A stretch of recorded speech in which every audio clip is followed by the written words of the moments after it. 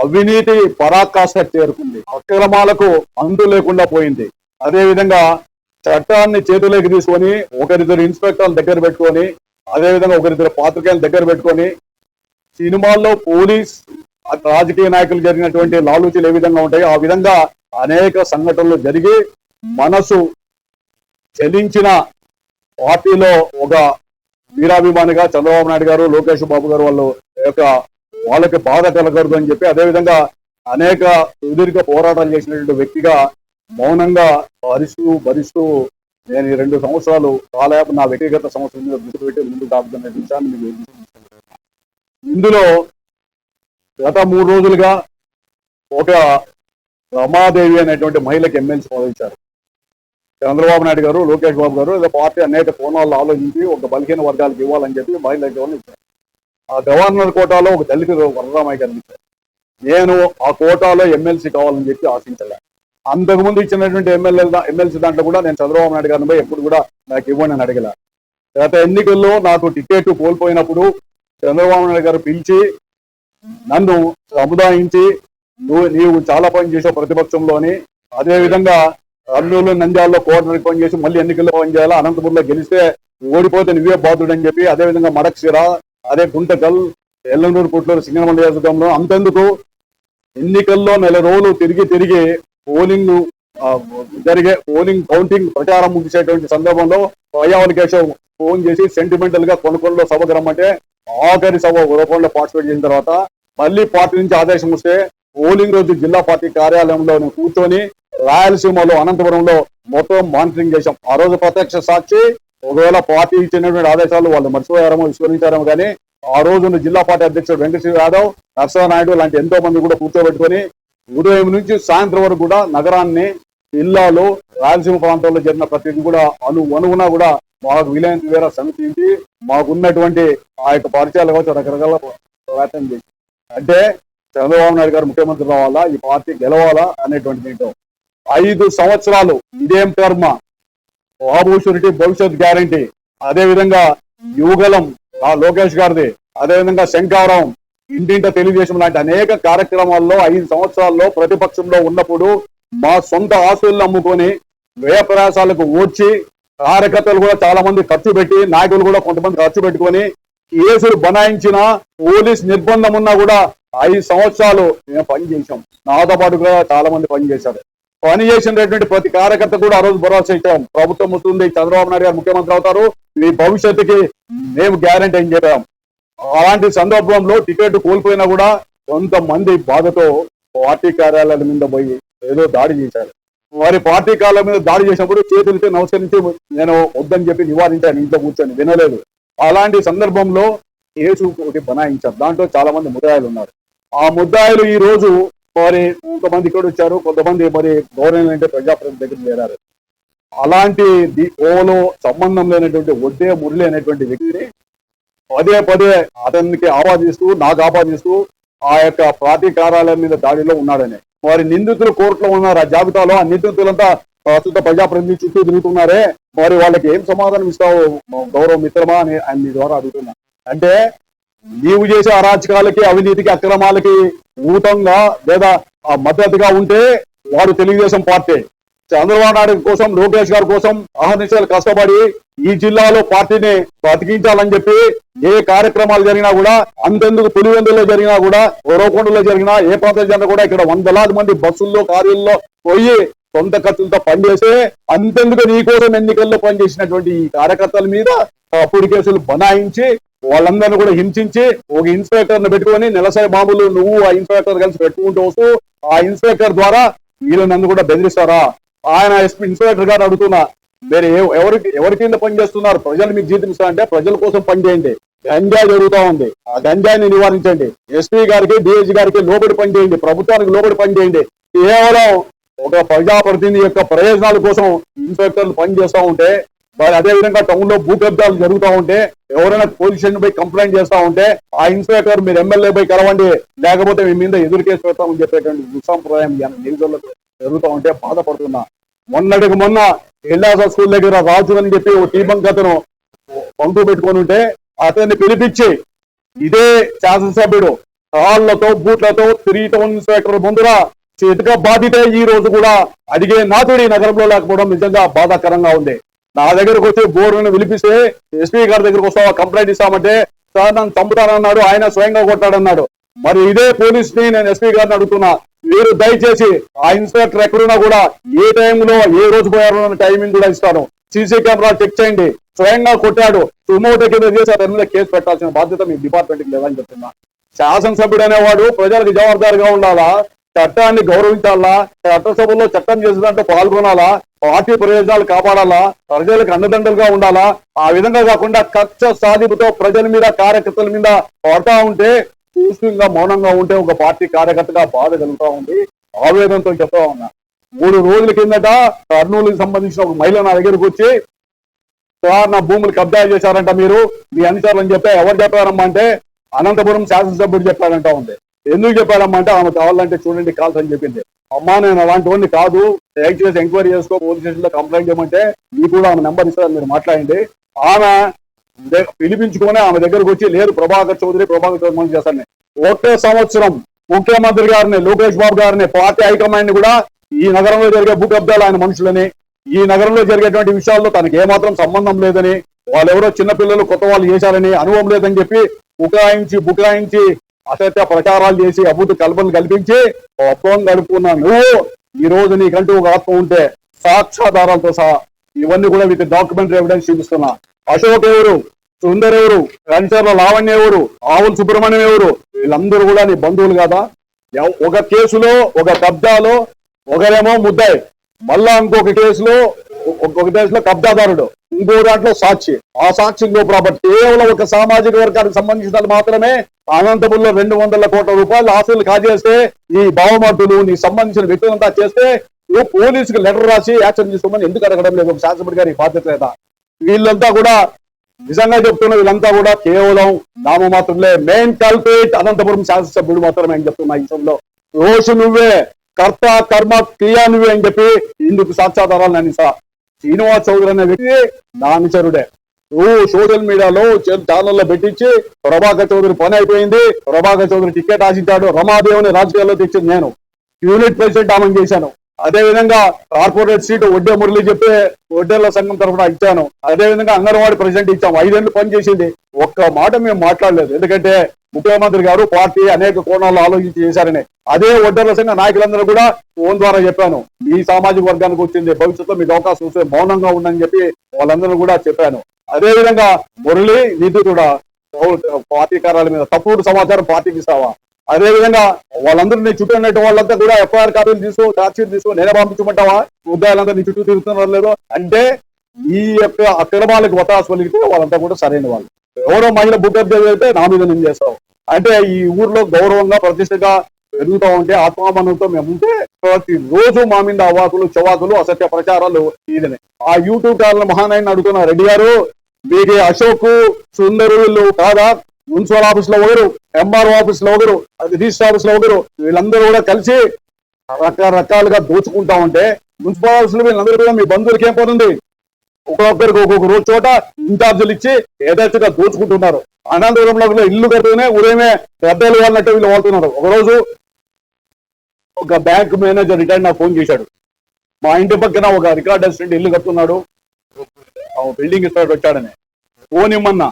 ఆ building inspector phone తీసుకోలే. వెంటనే నేను మున్సిపల్ ఆఫీస్ ఫోన్ చేశా అన్నాడు, సార్ నేను పోలేదు, ఎమ్మెల్యే మనుషులే పోయి ఇవన్నీ కూడా కంకర పడితేనే ఇసుక పడితేనే వసూలు చేస్తున్నారని.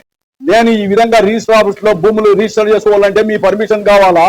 ఎంఆర్ఓ ఆఫీస్ లో కన్సల్ట్ ఆఫీస్ కనక దుర్గానే ఆమె వాళ్ళ అట్లా చనిపోతే ఆమెకు ఎవరు పిల్లలు లేరు, ఆఫీస్ లో పోయి అర్జీలు ఇచ్చి డాక్యుమెంట్ మార్చమని అడిగితే వెంటనే ఆ డాక్యుమెంట్ రెవెన్యూ ఇన్స్పెక్టర్ దగ్గర తీసుకొని పోయి మీరు మళ్ళా అభూత కల్పనతో అప్పుడు రిజిస్టర్లు చేసుకున్నారు.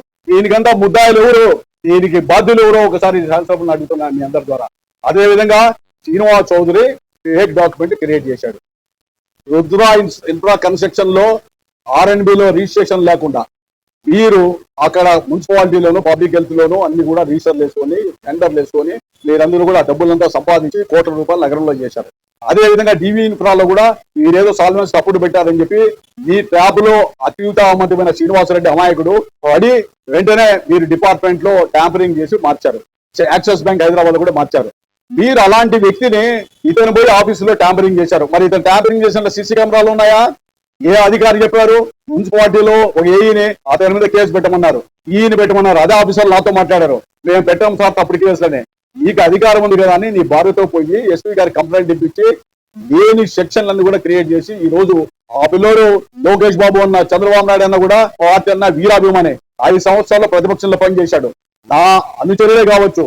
అదే విధంగా నీకు ఒకటి మనవి చేస్తున్నా, నువ్వు అదే శ్రీనివాస్ చౌదరితో ఫోన్ లో మాట్లాడినది కూడా రికార్డు వినిపిస్తా. ఏమని మాట్లాడావు నువ్వు? మీడియా కూడా ఇస్తాను. ఏమని మాట్లాడావు? నువ్వు దయచేసి ఆర్టీఐ కింద పెట్టద్దు, అదే విధంగా నువ్వు నాకు బంధువు అవుతావు, నా టెండర్లు చూడవద్దు అంటే నీకు నాకేముంది, నా టెండర్లే కదా అంటే లాస్ట్ వీక్ తుదకంటాడు టెండర్లు అడగద్దు, నెలసరి మామూలు ఇస్తా నీకు కావాలంటే. అంటే అనంతపురంలో టెండర్లన్నీ మీకు జాగిరా, అనంతపురం జరిగే వర్క్లన్నీ కూడా నువ్వు వైఎస్ఆర్సీపీలో ఒక కాంట్రాక్టర్ కలిసి మొత్తం వర్క్లన్నీ చేసుకుంటున్నారు. కాంట్రాక్టర్ వ్యవస్థను నిర్వహణ చేశావు. టెండర్లు మీకు రాకపోతే టెండర్ బాక్స్ తీయకూడదని పూర్వం జారిస్తావు, అధికారులకి వస్తే మరో రకంగా చేస్తావు. ఏమిటి ఇది అనంతపురమా లేకపోతే ఏమనుకున్నావు? ఇది ఒక చంద్రబాబు నాయుడు గారి ప్రభుత్వంలో ఉన్నటువంటి తెలుగుదేశం పార్టీ ఆధ్వర్యంలో ఉన్నటువంటి ప్రభుత్వంలో ఇలాంటి నగరంలో జరుగుతూ ఉంటే ఒక కార్యకర్తగా పార్టీని కాపాడాల్సిన బాధ్యత మీద ఉంది. అందుకనే ఈ రోజు మీ ముందుకు వచ్చాను. సోషల్ మీడియాలో హననం చేస్తూ రమాదేవికి వ్యతిరేకంగా చేశారు. రమాదేవి రాజకీయాల్లో నూరాల చంద్రబాబు నాయుడు గారు, లోకేష్ బాబు గారు ఆమెకి అవకాశాలను బట్టి పనిచేసిన ప్రతిపక్షంలో ఇస్తే ప్రశంసించు, అభినందించు, అదే విధంగా ప్రజలు ప్రచారం చేయి. ప్రభాకర్ చౌదరికి ఆశ భంగం. నేను ఒకటే మనం చేస్తున్నా, ఈరోజు 2009లో నేను టికెట్ ఆశించిన అసెంబ్లీకి నిలబడని చెప్పాను. ఎందుకంటే నీకు ఆ భయం అందులో కూడా నీకు పోవాలా. ఏదేదో ఆ టికెట్ లో వచ్చి కూర్చొని ఎమ్మెల్యే ఏదో ఏలాలని లేదు. నాకు ఎన్నిసార్లు ఎమ్మెల్యేగా పనిచేశాను. ఎమ్మెల్యేగా పనిచేస్తే రాష్ట్రంలో ఎమ్మెల్యే స్టిక్కర్ వేసుకోకుండా సంవత్సరానికి 3 ఉన్నటువంటి వ్యక్తి నేనే. మాజీ అనేది ఎప్పుడైనా ఉంటుందని చెప్పి ఎమ్మెల్యే స్టిక్కర్ కూడా రాష్ట్రంలో వేసుకోవాలి. ఒక రోజు అసెంబ్లీకి ఆపరేట్ కాల. అదే విధంగా రకరకాలుగా పోవడం. చంద్రబాబు నాయుడు గారు రాజ్యసభలో ఎమ్మెల్సీని ఇస్తారని చెప్పి మాట ఇచ్చారు. మాట ప్రకారం పార్టీ ఇస్తే ఓకే మంచిదే, దాని దగ్గర బాధ్యత తీసుకొని పనిచేస్తాం. యువకమైన కూడా కార్యకర్తగా పనిచేస్తాం, సంసిద్ధంగా ఉన్నాం. నీకెందుకయ్యా బాధ? మేమేమన్నా లేదన్నామా? లేకపోతే సోషల్ మీడియాలో ఎవరన్నా కలిసి పెట్టారా? లేకపోతే ఏమైనా పార్టీకి వ్యతిరేకంగా మాట్లాడారా? అనునిత్యం నేను పులివెందుల జెడ్పీటీసీ ఎలక్షన్ లో ఉంటే, నేషనల్ పార్టీ జనరల్ సెక్రటరీగా ఉంటే మీరు అక్కడ పార్టీ కార్యాలయంలో వెంకటేశ్వర యాదవ్కి ఇచ్చి పార్టీ సస్పెండ్ చేయండి అని. అంటే బై ఎలక్షన్ లో నేను పనిచేస్తా ఉంటే ఎందుకు సస్పెండ్ చేయాలా? ఒక వ్యక్తి క్రమశిక్షణ మారి పేరు టీడీపీ కరెక్టే అయినా నువ్వు క్రమశిక్షణ మాకు చెప్పాల్సి పనిలా.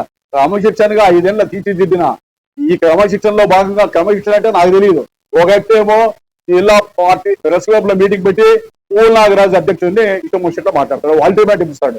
అదే వ్యక్తి జనంలోకి పోయి చంద్రబాబు నాయుడు గారు ఫోన్ కలుపు, ఆయన సహాయమో నాకు అర్థం కావడంలే కలుపుని అంటాడు. అంటే అధినాయకుడిని కూడా నలుబజార్లో దించేటువంటి సంస్కృతి ఆ మనిషి ఈ పొద్దు కూడా షోకాస్ నోటీస్ అయింది. అదే శ్రీనివాస్ చౌదరి షోకాస్ అయింది. అనేక కేసుల్లో ఉన్న అశోక్ సుందర్ అనే వాళ్ళు బయట యథేచ్ఛగా తిరుగుతా ఉన్నారు. ఈ రోజు కూడా మున్సిపాలిటీలో ఆడాడ లాలుచుబడి ఈ పనులు చేస్తా ఉన్నారు, వాళ్ళ మీద చర్య లేదు. అంటే దేనికి ఈ సంకేతం? దేనికోసం? ఇది అధికారం ఉంటే ఆయుధాన్ని తీసుకొని నువ్వు చేస్తావా? ఈ రోజు చిన్న ఎగ్జాంపుల్ నువ్వు మనవి చేస్తున్నా. ఇంట్లో ఇక్కడ కసర్ల కనకదుర్గ అనేటువంటి ఆమె ఆస్తి తీసుకున్నారు. కసర్ల లావణ్య అనేటువంటి ఆమె అశోక్ భార్య. అదే విధంగా చూడండి, దీంట్లో ఈ యొక్క పురుషోత్తం నాయుడు, ఆవు సుబ్రహ్మణ్యము ఒక దాంట్లో సాక్షులు, ఇంకో దాంట్లో ప్రాపర్టీ కొంటారు 5 ఎకరాలు. అంటే ఎంకే ఫంక్షన్ హాల్ ఇవన్నీ కూడా. దీంట్లో ఇంకా భయం ఏమిటి? ఆ కర్నూలు సంబంధించిన మహిళ పోతే సార్ నా 5 సెంట్ల 10 సెంట్లు ఉంది ఇవ్వండి అంటే 7 ఎకరాల 7.5 సెంట్స్ వైరవ నగర్ అంతా మేము కొన్నామంటే ఇళ్ళు ఉన్నాయి కదా అంటే ఉన్నా మేము రిజిస్టర్ చేసుకున్నాం అంటున్నా అంట. రిజిస్టర్ ఆఫీస్ లో పోతే రిజిస్టర్ ఆఫీస్ లో నువ్వేం చెప్తే ఈయన పరిస్థితి. ఒక రమణరావు అనేటువంటి అతను సస్పెండ్ చేశారు. అతను ఆడియోలో మాట్లాడతాడు, నెలసరి మామూలు ఇమ్మన్నాడు ఎమ్మెల్యే అని చెప్పి ఆడియో కూడా మీకు విలేకరులకు చూపిస్తాను ఇప్పుడే. ఈ విధంగా రకరకాలుగా ఇబ్బందులు పెట్టేటువంటి పరిస్థితి వచ్చినప్పుడు పార్టీని కాపాడుకునే బాధ్యత మా మీద ఉంది. వీళ్ళ మీద తప్పుడు కేసులు బనాయించడం కరెక్ట్ కాదు. అదే విధంగా మనం ఈ నగరంలో బెదిరించి చేసేటువంటి పరిస్థితి. మరి భూ కబ్జాలు 1000 పేజీల పుస్తకం నేను పార్టీ అధ్యక్షుడు పల్లా శ్రీనివాస్ గారు కూడా ఇచ్చాను, జిల్లా పార్టీ అధ్యక్షుడికి ఇచ్చా. అదే విధంగా టౌన్ లో జరిగినవన్నీ కూడా ఇచ్చాము. ఇవన్నీ కూడా మీ ప్రెస్ కూడా చాలా మంది పంపించాను. దీని మీద ఇంతవరకు డబుల్ రిజిస్ట్రేషన్ క్యాన్సిల్ కావడం లేదు. నేను కలెక్టర్ గారి దగ్గర పోయా, ఎస్పీ గారు చెప్పారు ఎక్కడి నుంచి ప్రెజర్ వస్తాం దీనికి రిజిస్టర్ పోతే వాళ్ళు పట్టించుకోవడం లేదు. ఈ రోజు ఎప్పుడో కష్టపడి పనిచేసినటువంటి ఆస్తులన్నీ కూడా వీరు మళ్ళా ఎక్కడో డైక్లాట్లు తీసుకొని వచ్చి వందల కోట్ల రూపాయల ఆస్తులు తీసుకుంటే ఈ ప్రజలు బతకాలా లేదా? దేనికి ఈ సంకేతం? నేను అందుకని మీ ద్వారా చెప్తా ఉన్నా, నేను ఒక పార్టీకి విధేయుడిగా రేపు ఎమ్మెల్సీ ఇస్తారా రాజ్యసభ ఇస్తారా ఇవ్వకపోయినా కూడా పార్టీ శ్రేయస్ దృష్ట్యా మాకు ఆ పదవులు కూడా అవసరం లేదు. ప్రతిష్ట కావాలా, గౌరవం కావాలా, పార్టీ బతికితే చాలు. ఎవరిని కూడా నేను పోయి కావాలని కూడా అడగటం లేదు. ఎందుకంటే ఏ బాధ్యత చేస్తే ఆ బాధ్యత పని చేస్తాం. ఆ విధంగా కాకుండా ఈ రోజు ఏదో అవకాశం వచ్చింది కదా అని చెప్పి యథేచ్ఛగా దోపిడీ చేస్తూ ఉంటే చూడాలంటే నిజంగా మనసు కలిసి వస్తుంది. పాతికేయులు కూడా నేను ఇచ్చేటువంటి దాంట్లో మీరు కమిటీ చేసుకోండి, సహకారాలు ఇవ్వండి. చంద్రబాబు నాయుడు గారు పోలవరం కావాలా, అమరావతి కంప్లీట్ కావాలా, లోకేష్ బాబు ఇతర దేశాలకు పోయి ఫ్యాక్టరీలు కావాలని చెప్పి పగలు రాత్రి వాళ్ళు కష్టపడతా ఉంటే ఇక్కడ మొత్తం శాసనసభ్యులంతా కూడా కొంతమంది నాశనం చేస్తా ఉంటే ఎక్కడ పార్టీ ప్రతిష్ట పెరుగుతుంది? నేను మీ ద్వారా అడుగుతున్నా. ఎందుకంటే ఆయన చెప్పడానికి అవకాశం రావడం లేదు. కనీసం మీ ద్వారా అన్న కూడా వివరణ ఇద్దామని నేను ఒకటే మనం చేస్తున్నా. రాష్ట్రంలో తెలుగుదేశం ప్రభుత్వం రావాలని చాలా మంది కార్యకర్తలు కూడా కష్టపడ్డారు. అలాంటి కార్యకర్తలు ఎంతమంది కూడా పనిచేశారు. మీరయ్యా కొంతమంది శాసనసభ్యులు మీరు పని చేయకపోయినా పర్వాలేదు బాబు, వాళ్ళ మీద కేసులు పెట్టి మానసిక షో పెట్టద్దని చెప్పి మీ ద్వారా నేను అప్పీల్ చేస్తున్నా. అదేవిధంగా చంద్రబాబు నాయుడు గారికి, లోకేష్ బాబు గారు కూడా ముఖ్య కష్టాలతో అభ్యర్థిస్తున్నా. ఆ ప్యాలెట్ బ్యూరో సభ్యులు ఎవరున్నారని అయినా మీ అందరూ కూడా నమస్కారం. నేనేంటంటే హృదయపూర్వకంగా ఆవేదనతో చెప్తా ఉన్నా, అక్కడక్కడ అడపాదడపా ఇద్దరు ఎమ్మెల్యేలు చేసేటువంటి ఈ దుర్నీతి వల్ల, అక్రమాల వల్ల, అన్యాయాల వల్ల, దౌర్జన్యాల వల్ల, భూకబ్జాల వల్ల, అదే విధంగా దోపిడీ వల్ల పార్టీకి చెడ్డ పేరు వస్తా ఉంది. ఒకరిద్దరు ఎమ్మెల్యేల మీద కఠినంగా చర్యలు తీసుకోండి. చర్యలు తీసుకుంటే తప్పకుండా మళ్ళా ప్రజలు ఆదరిస్తారు.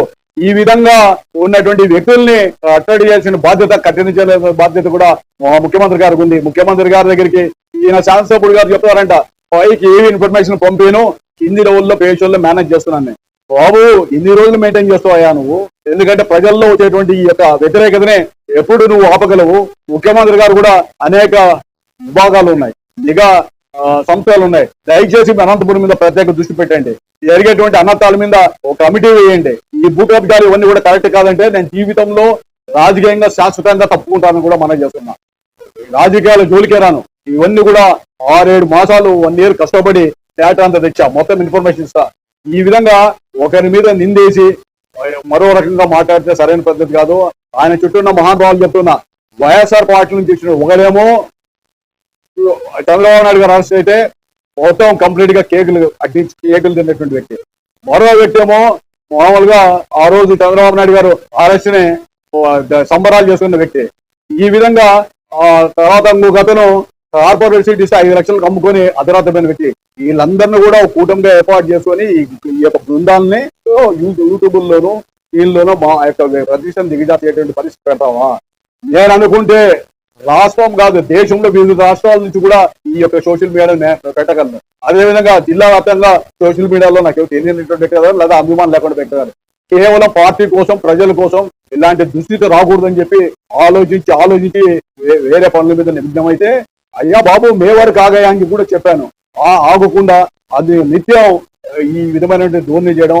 అదే విధంగా శ్రీనివాసరావుని పిలుచుకొని వచ్చి వెంటనే ఆటోలు ఉడిసి కొట్టిస్తా, వాళ్ళ బావని ఫోన్ చేసి పిలిపించాడు. పిలిపించిన తర్వాత ఏమంటున్నాడు, నేను చంపేస్తా మీ వాడిని, పేపర్తో కుట్టేస్తా అని కార్యకర్తల్ని నాయకుల్ని కూడా చంపేస్తా అంటున్నాడు. నేను ఎస్పీ గారికి మనవి చేస్తున్నా, అనంతపురంలో కార్యకర్తలకు కానీ నాయకునికి కానీ ఎవరికన్నా ఏమైనా జరిగితే దగ్గుపాటి వెంకటేశ్వర ప్రసాద్ ముద్దాయి మొట్టమొదట ఈ సుమోటకు తీసుకొని ఎంక్వైరీ చేయమని కూడా డిమాండ్ చేస్తున్నా. ఎందుకంటే ఊరుందని తక్కువ తాగి ఇష్టం వచ్చిన రీతిలో అందరినీ మాట్లాడుతూ ఉన్నాడు. అదే విధంగా ఇష్టం వచ్చినట్టు బెదిరిస్తా ఉన్నాడు. పేపర్లు ఉన్నాయి చంపిస్తాను వాళ్ళతో వెళ్తా అంటున్నాడు. ఎంతమంది చంపిస్తావు? కావాలంటే నువ్వు మర్డర్ కేసులో ఉన్నా, అందుకనే నా యొక్క క్వాలిఫికేషన్ ఇదని చెప్పి పదే చెప్తా ఉన్నాడు. ఈ విధమైనటువంటి చర్యలు, విధ్వంసకర పరిస్థితులు గతంలో చూడలేం, భవిష్యత్తులో కూడా చూడలేం. దయచేసి పార్టీ జోక్యం చేసుకోవాలా, ప్రభుత్వం జోక్యం చేసుకోవాలా. పోలీస్ అధికారులు కూడా ఎవరైతే డిఐజీ ఎస్పీ గారి కన్సర్న్ లో కాకుండా శాసనసభ్యుల కన్సర్న్ లో పనిచేసే వ్యక్తుల్ని మీరు బదిలీ చేయండి, లేదా చర్యలు తీసుకోండి. ప్రజల్ని కాపాడండి, శాంతి భద్రతలు, గంజాయి లాంటివన్నీ కూడా కాపాడడానికి ప్రయత్నం చేయండి. ముఖ్యమంత్రి గారు అహర్నిశలు ఎంత కష్టపడినా హిందీలో వాళ్ళు చేసే తప్పుల వల్ల అక్కడ ప్రజలంతా కూడా బాధపడతా ఉన్నారు. ఇలాంటి ఏదైనా సమస్యలు ఉంటే ఆయన నియోజకవర్గాల్లో కఠిన చర్యలు తీసుకోవాల్సిందిగా కోరుతున్నా. ముఖ్యమంత్రి గారు కూడా జోక్యం తీసుకొని లాండ్ ఆర్డర్ అనంతపురంలో మెయింటైన్ చేయండి. మీరు గతంలో ముఖ్యమంత్రిగా 95లో ఉన్నప్పుడు ఏ విధంగా శాంతి భద్రతలు విఘాతం లేకుండా టెండర్లు వేసే సంస్కృతి నుంచి ఎవరో దౌర్జన్యాలు చేస్తా ఉంటే అన్ని చోట్ల టెండర్ కేంద్రాలను పెట్టి ఆ రోజు పారదర్శకంగా చేశారు. అదే విధంగా రకరకాలుగా మంచి ఆఫీసర్లను వేశారు. యాక్షన్ కు వ్యతిరేకంగా మీరు పనిచేశారు. అదే విధంగా ఈ రకరకాలుగా పనిచేసిన చోట మీరు దయచేసి ఈ ప్రభుత్వ పరంగా నిర్ణయాలు తీసుకోండి. పరిటాల రవీంద్ర చనిపోయిన తర్వాత రాయలసీమలో కార్యమేధం జరుగుతూ ఉంటే అదే సంస్థ ద్వారా యాక్షన్ కోసం రాష్ట్ర మొత్తం తిరిగాం, రాయలసీమ కింద జరిగాం, అన్యాయాన్ని ఎదిరించాం, మనుషుల్ని చంపుకోకూడదని చెప్పి లివ్ అండ్ లెఫ్ట్ కింద పనిచేశాం. అలాంటి పరిస్థితుల్లో ఈ రోజు నా ముందర అక్రమాలు అన్యాయాలు జరుగుతూ ఉంటే, భూకబ్జాలు జరుగుతూ ఉంటే, అందరూ వచ్చి ఈ ఊర్లో పుట్టి పెరిగిన అదృష్టము దురదృష్టము వచ్చి చెప్తా ఉంటే, ఫిర్యాదులు చేస్తా ఉంటే వేరే ఊరికి పారిపోయి నా పనులున్నాయని చెప్పేటువంటి మనస్తత్వంతో బతకలేక, అదే విధంగా వాళ్ళకి సహాయం చేయలేక, అదే విధంగా అధికారులకి చెబితే వినలేదు భావంతో ఏం చేయాలో తెలియక లాస్ట్ 2002కు హైకోర్టులో ఒక బిల్లు వేయించాను. ఆ బిల్లు ద్వారా డైరెక్షన్స్ వచ్చాయి. అన్ని రిజిస్టర్ ఆఫీస్ లో కూడా యాక్షన్ తీసుకోండి ఇటు ఉంటేనే. మరి ముఖ్యమంత్రి గారు ఆదేశాలు ఇస్తామంటే బేఖాతరు చేసేటువంటి అధికారుల మీద ఎందుకు ప్రభుత్వం కూడా చర్య తీసుకోవాలని చెప్పి మనం చెప్తున్నా. ఇది ఒక ఆవేదనతో చెప్పిండేది నా యొక్క అభ్యర్థన. ముఖ్యమంత్రి గారు ప్రభుత్వం కూడా లోకేష్ బాబు కూడా ఆలోచించండి. ఈ పార్టీలు మీరు ఏ ముఖ్యమంత్రి కావాలా, పార్టీ మళ్ళీ బతకాలా భవిష్యత్తులో అంటే ఇలాంటి వ్యక్తుల మీద కఠిన చర్యలు తీసుకొని ఎంక్వైరీ చేయండి. ఈ దేశంలో కానీ ఎక్కడన్నా కానీ కొంత ప్రలోభాలకు లొంగి సమాచార లోపం మీకుంటే సమగ్ర సమాచారాన్ని తెప్పించుకోండి. ఇప్పుడైనా సమగ్రమైనటువంటి గతంలో కోఆర్డినేటర్ నానికి చెప్పాం, అదేవిధంగా జిల్లా అధ్యక్షుడు పూల నాగరాజు చెప్పాం, పల్లా శ్రీనివాస్ గారు కూడా బాధ్యులు చెప్పాం. ఈ రోజు మీరు ప్రత్యక్షంగా విచారణ చేస్తామంటే 200 నుంచి 300 మంది బాధ్యతల్ని నేను సమావేశపరుస్తా. ఒక ప్లేస్ లో లేదా అమరావతికి తీసుకోమంటే తీసుకొని వస్తా. వాళ్ళకి న్యాయం చేస్తే చాలు, నాకు మీరు పెద్ద పదవి ఇచ్చిన భావిస్తా. పార్టీ బతికితే చాలు. దయచేసి దీని మీద దృష్టి పెట్టాల్సిందిగా మీ ద్వారా వాళ్ళందరినీ కోరుకుంటూ, అనంతపురంలో ఏ కార్యకర్త మీద నాయకుని మీద పరోక్షంగా ఏం జరిగినా, ఎందుకంటే కార్యకర్తలు మోటార్ బైకుల్లో గంజాయి పెట్టిస్తా, అదే విధంగా మీ బామర్దిని చంపిస్తా, రకరకాలుగా మాట్లాడుతూ ఉన్నాడు. అవన్నీ కూడా ఎవిడెన్సెస్ ఉన్నాయి.